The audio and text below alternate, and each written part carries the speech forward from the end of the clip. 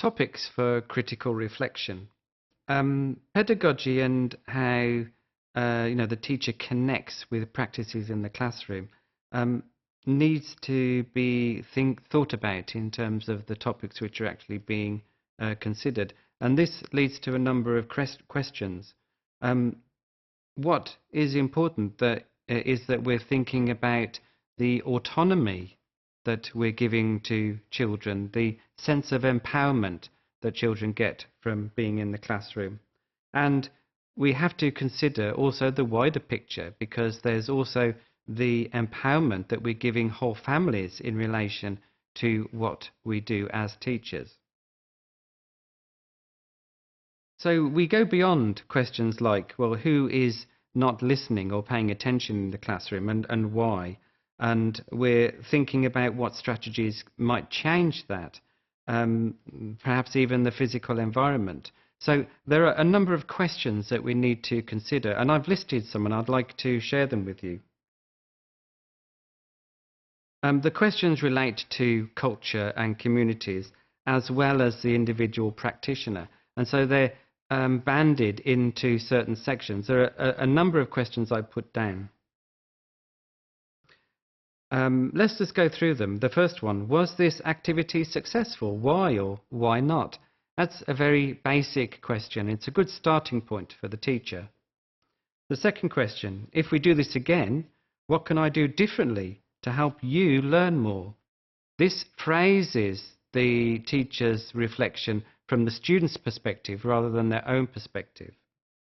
Did this activity help you learn more than others we've done, and why? This gets you to understand the student's perspective on their experience of the methodologies that you use. Are the relationships that I have with my students helping or hindering their ability to learn? This will get you to think about your day-to-day interactions with students, how you're talking to them and how they're talking to you.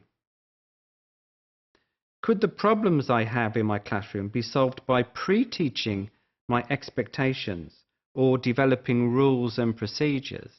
This will get you to think about the problems, the issues that you may be experiencing from a very pragmatic point of view. Was my demeanor and attitude towards the class today effective for student learning? This gets you to think about how students may perceive your emotional state. Am I excited to go to work today?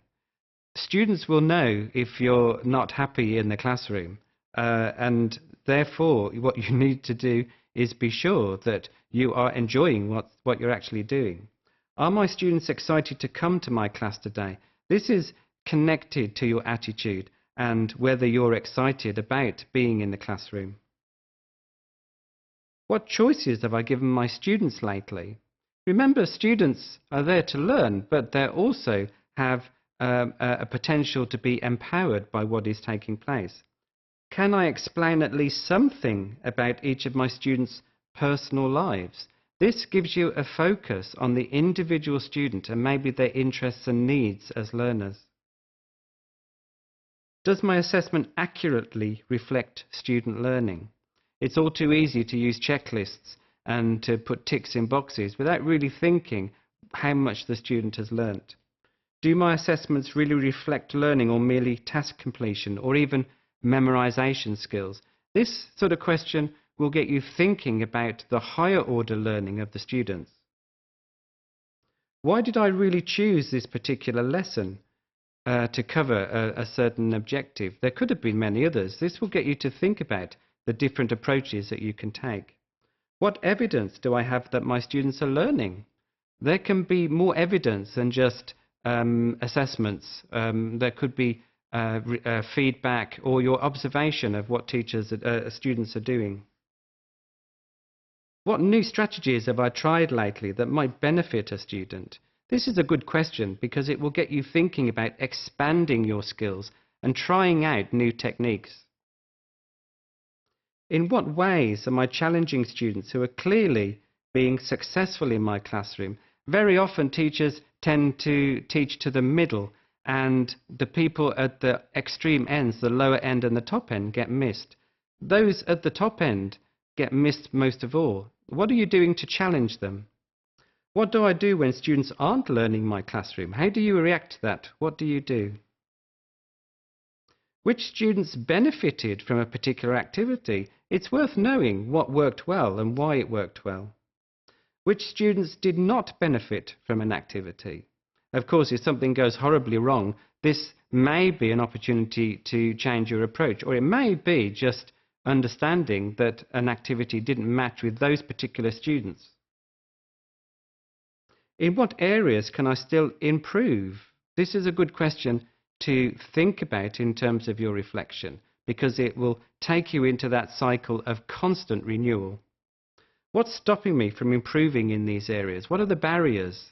Because there will always be things which will get in the way. In what ways can I support my colleagues in my students' learning? This places you as a teacher in a community of practice where there is lots of support. Do my actions as a teacher show my belief that all students can learn at a high level? Part of the students' learning is dependent on your approach to teaching and your expectations that they can achieve much higher than they think they can. Do my actions as a teacher show that I take pride in my work? Remember, teaching is a profession, and as a teacher, you are a professional. Are you a professional? Are the relationships I have with my colleagues conducive to creating collaboration and a collaborative culture? With collaboration comes really best practice.